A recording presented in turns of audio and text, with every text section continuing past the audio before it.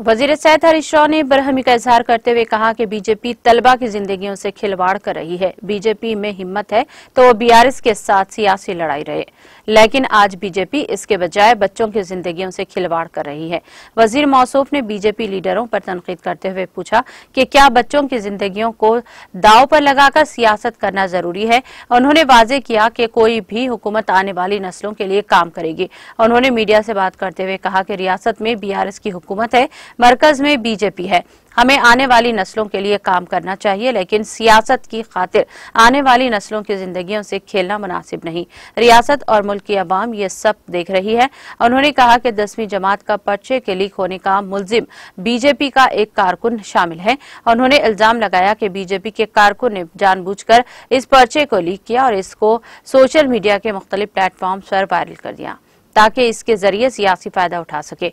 हरीश राव ने कहा कि बीजेपी नफरत तोड़ने की साजिश, तबाही की साजिश कर रही है। उन्होंने अवाम से मुतालिबा किया कि वो बीजेपी को मुनासिब सबक सिखाएं।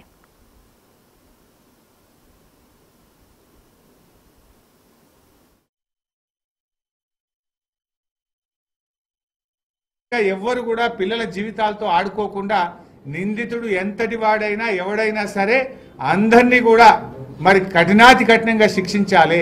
ఎందుకంటే ఇది చాలా దుర్మార్గం, హేయమైనటువంటి చర్య। ఎందుకంటే లక్షలాది మంది పిల్లల జీవితాలతో ఆడుకునేటువంటి చర్య, పిల్లల్లో అపనమ్మకాన్ని సృష్టించేటువంటి చర్య। ఇలాంటి చర్యలను ప్రభుత్వం ఎట్టి పరిస్థితుల్లో ఉపేక్షించదు। మీరు మీ డ్రామాలు కేసీఆర్ దగ్గర నడవై, ఎమ్మెల్యేల కొనుగోలులో కూడా అడ్డంగా దొరికిపోయింది। మీరు ఇవాళ ప్రశ్నపత్రాల లీకేజ్ విషయంలో కూడా అడ్డంగా దొరికిపోయినరు, నగ్నంగా బయటపడ్డరు। ఇవాళ మీ సంగతులు ఇవాళ దేశ ప్రజలకు కూడా అర్థమైంది, రాష్ట్ర ప్రజలకు అర్థమైంది। అంటే మీరు ఎంతకైనా దిగజారుతారు అనడానికి ఇంతకంటే ఉదాహరణ ఇంకోటి అవసరం లేదు। ఎందుకంటే మీరు గతంలో కూడా చూసినాం, మేము మతాన్ని రెచ్చగొట్టి మరి లబ్ధి పొందే ప్రయత్నం చేసిండ్రు, నకిలీ యుద్ధాలు చేసినట్టు చేసి యుద్ధాల పేరు మీద కూడా లబ్ధి పొందేటువంటి ప్రయత్నం చేసిండ్రు।